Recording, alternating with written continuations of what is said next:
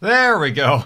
Hello, ladies and gentlemen. My name is Kurt, and welcome back to Far Lands or Bust.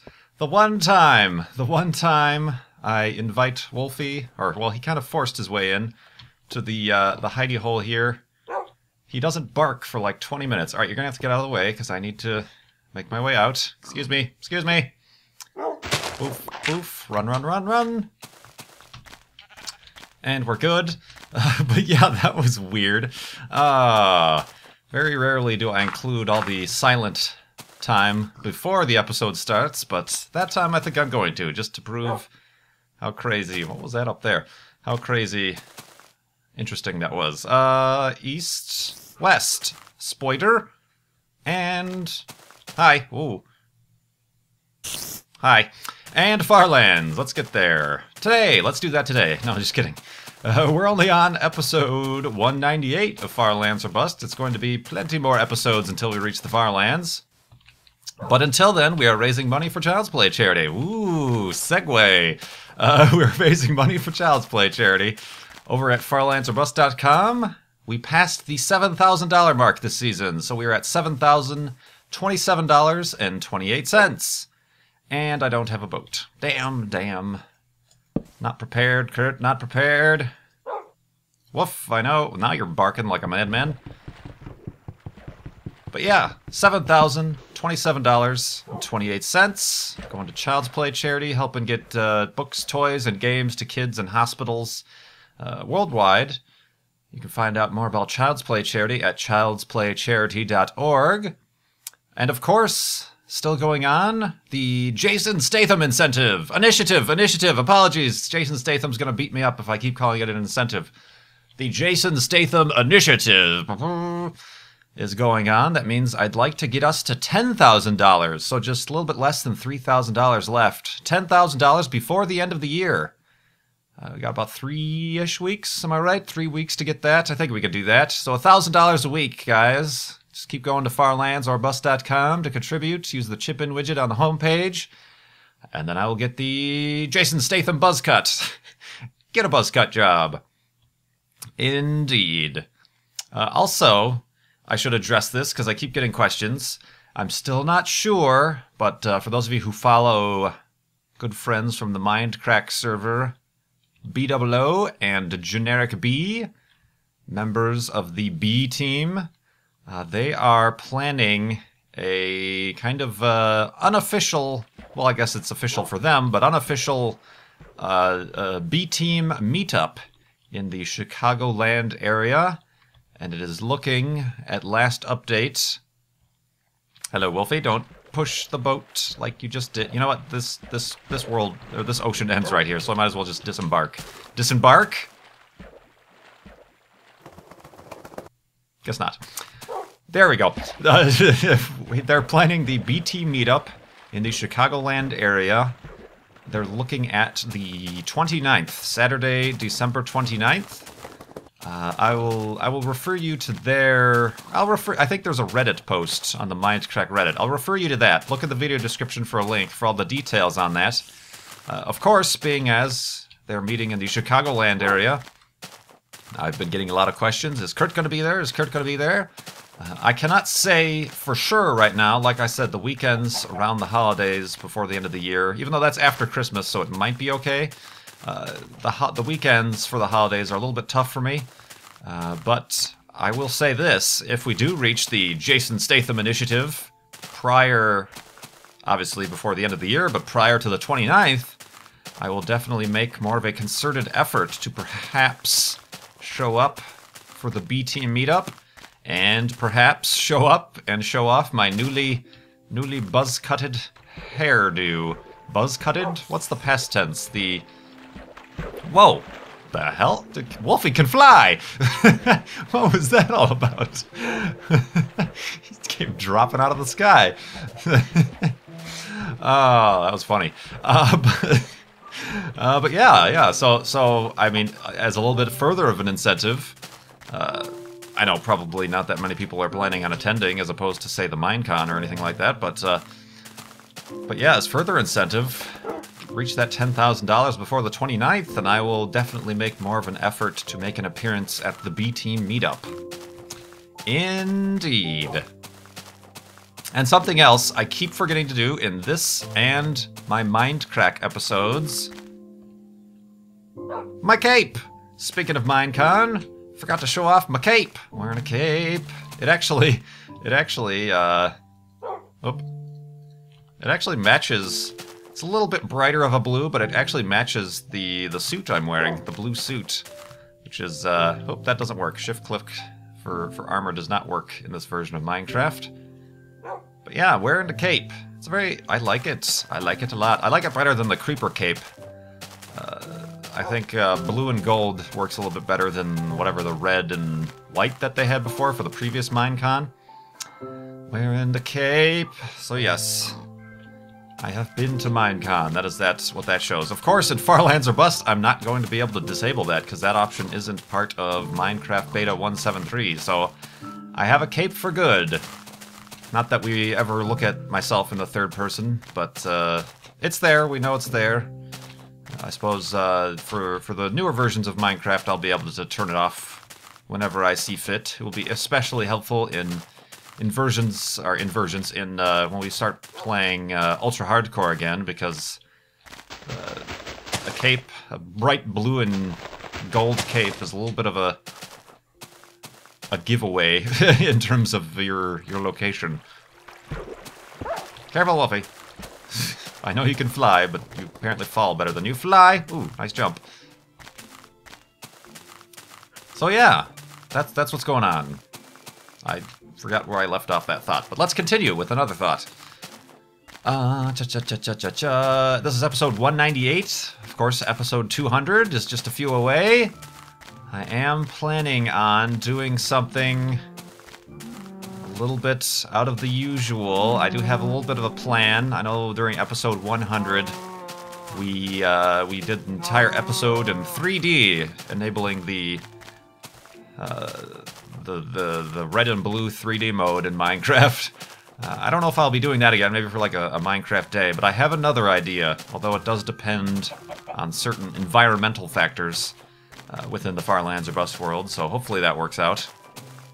I would like to do something that I've never done in Far Lands or Bust for that milestone, so look forward to that. Oh, I remembered this yesterday when I was watching Good's latest Mindcrack episode, where he was kind of starting to talk about some stories from Minecon. There's a story that I don't think anybody's told.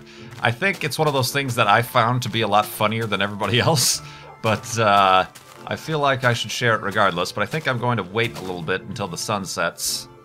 I should make more than one boat, because that is apparently going to be a theme today. Damn. Don't make a half slab. Pressure plate. Oh, I made it! Damn hell's blazes!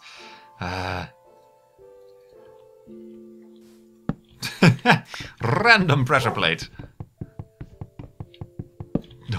Don't make a pressure plate. Makes a pressure plate.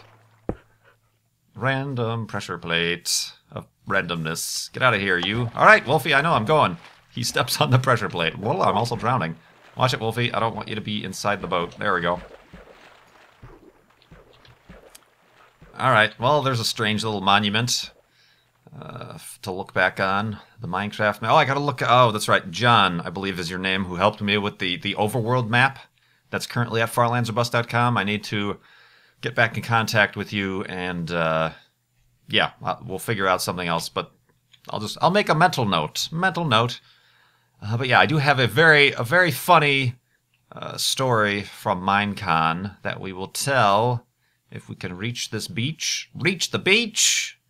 Poet and didn't know it. Make another elevated hidey hole. Whoop.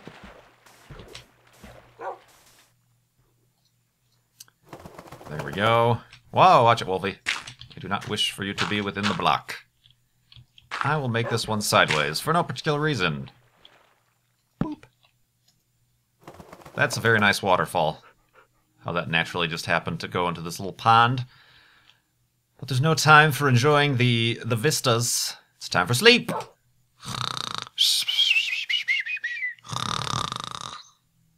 And Windows Vistas. Nis. Windows Vistas Nis. I forgot the Nis. Ready to go? You're very... There we go. A little bit delayed on the responses there today, Wolfie. Because I know he can hear me talking. That's the way this video game works, right? But yeah, a funny story from Minecon. I do need to have a little bit of a setup to this story, but you all know that on Sunday night was the adults-only Skrillex? I apparently say that wrong. Skrillex? Anyway, dubstep party in Paris that I did not attend. I chose not to attend, but a few of the Mindcrackers did. Doc, Pyro, I'm not sure who else went. I know JL Zipcode and Sethbling went. Good. And Pause on Pause, I think were most of the guys. I know just Von went as well, and some other fans with the group. But I opted out of that. But that was still basically they had to get a special wristband, and then they had to meet at a lobby of one of the hotels in Disney. It was one of the Cheyenne Hotel or something. And then buses would take them to the club or whatever they were wherever they were holding the party. So that was Sunday night, and we were leaving. We, as an I, B-double-O, generic B, were leaving Monday morning.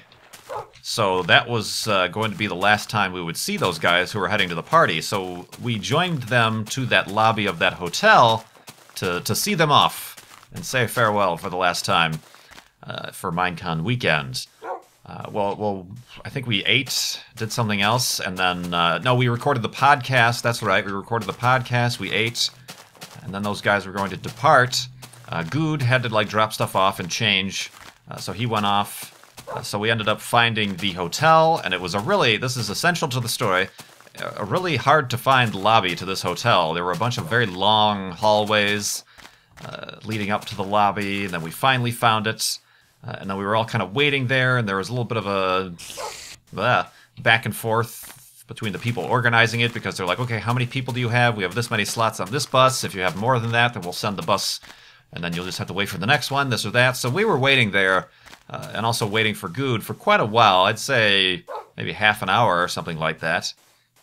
And I think Good, in his story, he was saying how he lost his wristband or something like that, so he had to get another one from somebody else, so that's why he was taking a while. So Good was really the last guy we were waiting for in this lobby of this hotel. Otherwise, we were just kind of hanging out and talking and chatting and stuff like that. So we were waiting for Good for a long time. Like I said, there's the really long hallway that kind of leads up to this hotel, or the lobby we were waiting in. So we were sitting there waiting for him, and then all of a sudden, we all see Good starting to walk down the hallway. So we're all like, hey, there he is, Good, from far away down this hallway. We see Good, and it was kind of weird because he was wearing a T-shirt with the Eiffel Tower on it and like a hoodie, and we were like, oh, he's really in the Paris spirit, even though we know he hates Paris. Perhaps he's wearing that T-shirt ironically. So basically, oh boy. So basically, as Good approaches, it gets closer and closer. We start to feel like, oh, there he is. More people start to recognize him in our group, and like, oh, okay, Good's here. We can finally start to kind of prepare to get ready. We'll start standing up off of the couches or whatever we're in there. As he gets closer, and as we start approaching him, he was probably 10 feet away before. I think it was so funny because we all realized it at the same time. As he got about 10 feet away, we realized, hey, that's not Good at all. It was Good's doppelganger. It was the funniest thing ever. I think I was standing next to Doc, and I remember both me and him realized it at the exact same time and looked at each other. We're like, wait a minute, that is not Good. So,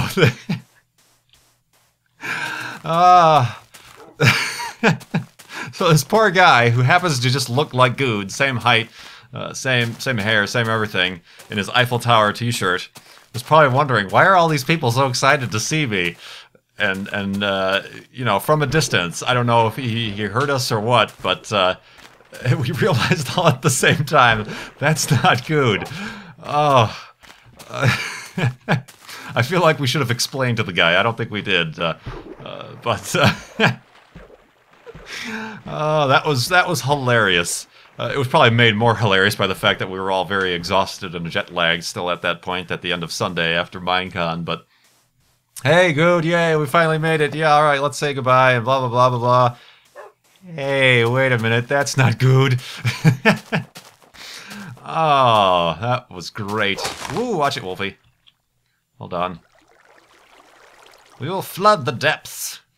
Boink. Hello. Careful, careful. So that was hilarious. The story of Good's doppelganger at Minecon. So if I don't know if this person watches Farlands or Bust or any of our videos, if that was you, person wearing the Eiffel Tower t-shirt, who happened to look very strikingly similar to Good, apologies for the for the confusion and mix-up, but oh, that was great. Oh, that was one of the best moments, even though like it was shared by nobody. Ah, yes, the tale of Good's doppelganger. Oh man. Anyway, oh, there's not a cloud in. Oh, yep, there's a few clouds in the sky. We're coming into walking towards a high pressure system. High pressure system. That's good. What? It was amazing how long it took us to realize. Like I said, he was like literally 5 feet away before we realized, oh, you're not good at all.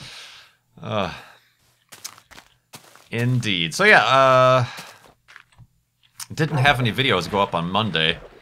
I spent the weekend in the city with family, and it actually, not to talk about that, but to talk about, it got me thinking. I don't go into the city that often. I'm not a fan, as you know, not a big fan of cities, even the one that I live in. So I don't go to the downtown Chicago that often.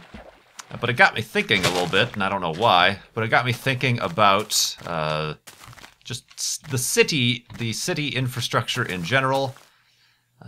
And it got me thinking about, you know, in sci-fi movies, you know, like Blade Runner and Minority Report and things, they always, Wolfie, you doing all right?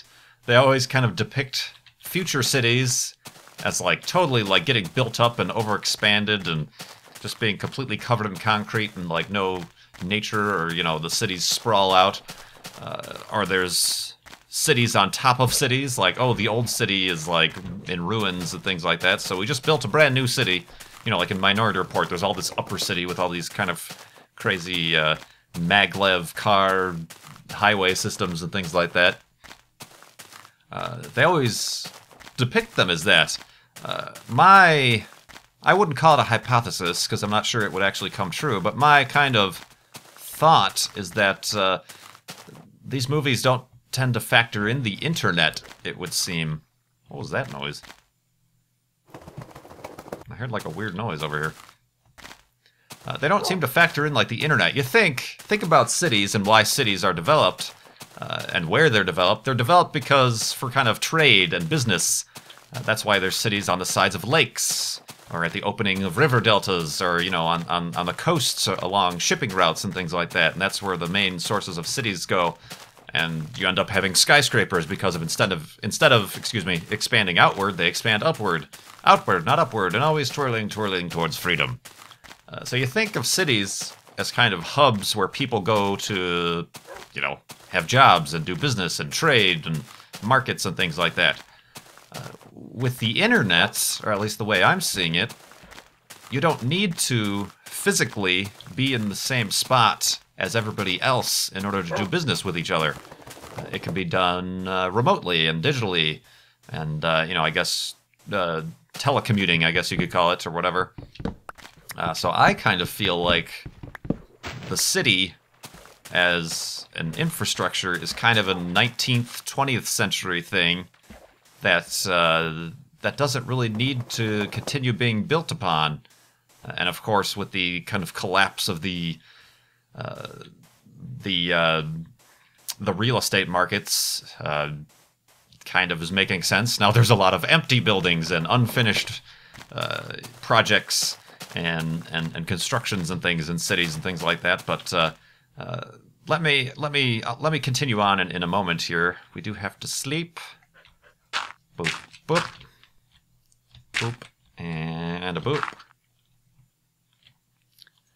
Nightlight and a bed, and I think we're dark enough, so let's go to sleep.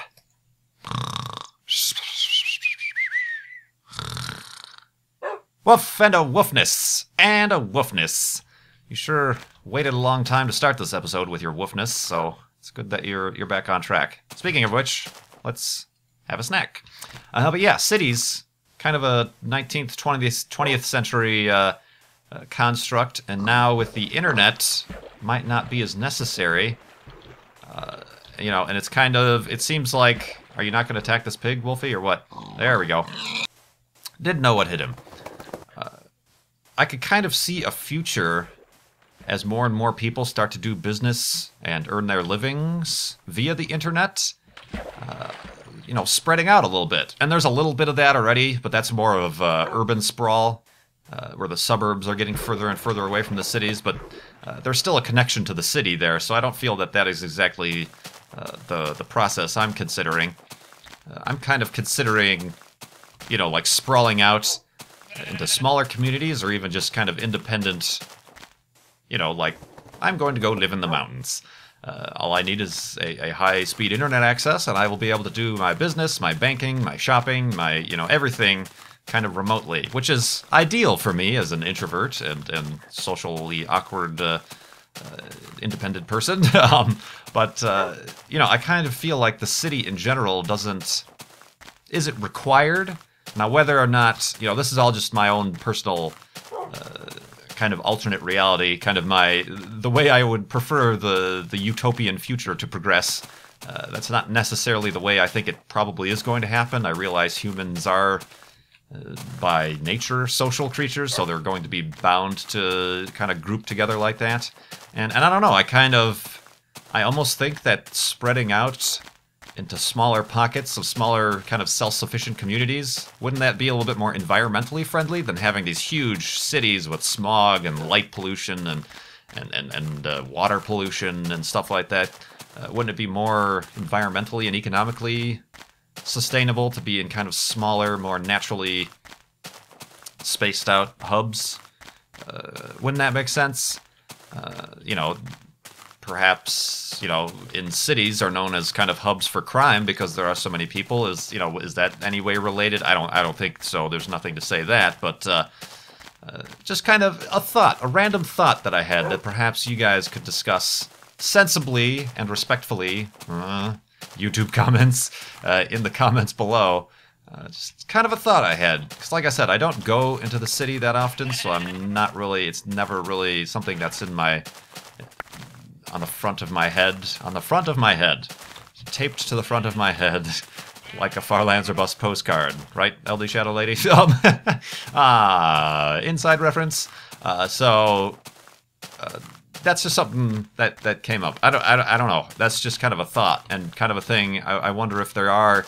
I haven't seen many. Maybe you guys have either read sci-fi books or have seen movies that I haven't, where that kind of alternate universe without cities is kind of discussed, or perhaps that's the way somebody thinks things went. I don't know. Just a thought I had. Smallest snow biome ever. I wonder if it started raining, if I would just get like one column of snow. Merry Christmas. Woof. I haven't been answering. I have so many stories and things that I've been telling and weird hypotheses about science and the future of mankind that I haven't been answering that many questions. So let me answer a question here from Benitos. I want some de Benitos. I messed that up, but Simpsons reference. Benitos asked, as you are kind of self-employed, well, not kind of, literally, but as you are kind of self-employed, do you have trouble with taxes or bills? Yes, for those of you who know, well, not yes, I have problems, but yes, for those of you who know, I am doing this YouTube thing full-time. Quite a few of us are. I quit my job in July of 2011, so well over a year and a half ago. Well, almost a year and a half ago. Hello. I quit my job anticipating getting another job just because I personally hated the job at the time, but it turned out that in quitting my job, I had more time to do this YouTube thing, and it eventually turned into a full-time situation for myself. So yes, when you're a YouTube partner, you know, whether or not video games or vlogs or news or science or whatever you're doing, you are technically self-employed. It's not like you're employed. Google doesn't take out your taxes. You're you're a contractor to Google, YouTube, or whatever network you may be partnered with. So yes, self-employed. Don't have any problem with bills. When I quit my job, I wasn't obviously making any or that much money through YouTube, so I was pretty much spending my bills and living day to day based on my savings. And around the beginning of this year, that started to run dangerously low, so it was a little bit of a concern. But I would say it was about May, June of this past year that I could say that I officially could say that, yes, this is something that I'm doing full-time. That was about when I stopped having to live off my savings and could live off what I was making day-to-day through YouTube. So yeah, it kind of came a little bit late for me, but I never, I didn't ever have any late bills. Like I said, things got close, and I kind of had to restrict my budget for a while there, but never had problems with bills. Taxes, I'm not sure about yet, because like I said, the last year I already did taxes for 2011. I had a job, a full-time job for half the year, so taxes were kind of taken care of. I know BOO in one of his a few building with BOOs ago, he mentioned how, see you later, Wolfie, he mentioned how, he quit his job and is doing this, and him and his wife own a house, and they were wanting to refinance to take advantage of these lower interest rates that are happening. Kind of save some money that way. Turns out he's not able to because he doesn't get a W-2 from an employer. And if you're self-employed, the bank apparently wants 2 years of self-employment history in order to give you a loan, so he can't refinance, which really is silly because I don't want to speak for BOO, but I at least know for myself, we're actually more financially stable and independent with my YouTube earnings than I ever was with my full-time job. So it's kind of the backwards, upside-down way that the financial world works. However, they'll give some sort of loan to somebody who might not be able to afford it, but does have a W-2, so whatever. You can get all political and talk about the economy collapse if we're getting into that, but yeah, that's a problem. I personally am not going to be running into that anytime soon. The only thing I could think of, like I've been mentioning, I am considering a new car within the next year or so. So I might have to just save up a little longer and pay cash for a car, and not, if I can't get a loan, obviously, because I don't have a W-2 history to report to a bank. So that I can foresee being a problem. A definite issue, not problem, is I recently discovered that, and please feel free to flame me in the comments for being an idiot, but apparently, being a newly self-employed individual, I was supposed to be paying quarterly taxes? I didn't know. Nobody told me. The IRS doesn't send you a letter and say, hey, you're self-employed now. Perhaps you should be paying your taxes at a quarterly basis. And also, like I said, I couldn't... Careful, Wolfie. I couldn't have predicted that in April when I did last year's taxes, because I wasn't considering YouTube my full-time job. I wasn't making enough money. So it's kind of confusing. In discovering this within the past month or so, I've tried to look up on like the IRS website and the internet saying, okay, I understand now that I should have been paying quarterly taxes. I would like to do such things. How shall I proceed? You either get like literally a 47-page PDF from the IRS with all these different scenarios, if you're a farmer, if you're doing this, if you're doing that, blah, blah, blah, these different exemptions and whatnot, indeed, and etc., and base it on your previous year's taxes. I'm like, well, I can't, because it's completely a different situation than my current year. Especially the first 2 quarters of the year, I wasn't making any money to probably have qualified to pay quarterly taxes. So it's all very confusing. I'm a very simplistic person. Ooh, flames. In the way that if something frustrates me, for those of you who watched my PID playthrough, if something frustrates me, I might just give up and say I'll deal with it later. So that's kind of the approach I've taken thus far. I'm not gonna like go to jail or anything. I'm still obviously planning on paying my full taxes, and I can. Like I said, I've been able to save a lot, keeping taxes in mind and whatnot. But there's probably definitely going to be a penalty. So I've almost taken the approach, which is the wrong approach. I do not recommend it, but I've almost taken the approach of, you know what? Instead of sitting here and trying to figure this all out by myself and reading this 47-page PDF, I'll just wait until I have to file my taxes in April, and then I'll pay the 3% penalty or whatever it is, and then next year I'll have it all sorted out or something like that. So that as a boop and a boop and a boop, as a noobish self-employed person is kind of the mistake I've made so far. So keep that in mind, guys, if you are going to do like freelance stuff or be self-employed. I've done freelance stuff before, but I've always had a full-time job on the side to with a W-2 that takes care, you know, of whatever issues my taxes might have. So it's a learning experience, that's for sure. And I'm looking forward to all the hate comments I get. Oh, you're not paying your taxes. Blah, blah, blah, blah, blah, blah, blah, blah. You're doing things wrong, or you're going to get penalized. You're going to jail. No, I'm fine. Don't worry about it. I've got it under control. I don't need your input on that sort of personal stuff. But that was a question asked by Benitos, so I decided to answer it. So yeah, no, I wouldn't call anything a problem. I will be fine. I'll be fine indeed, and I'll continue to look into it, and perhaps I'll have to hire somebody to do my taxes, which is the last thing I want to do, because I like to do things by myself, because I do not like interacting with other human beings. Ah, indeed. But regardless, let's remind you guys to keep going to farlandsorbust.com to contribute to Child's Play charity.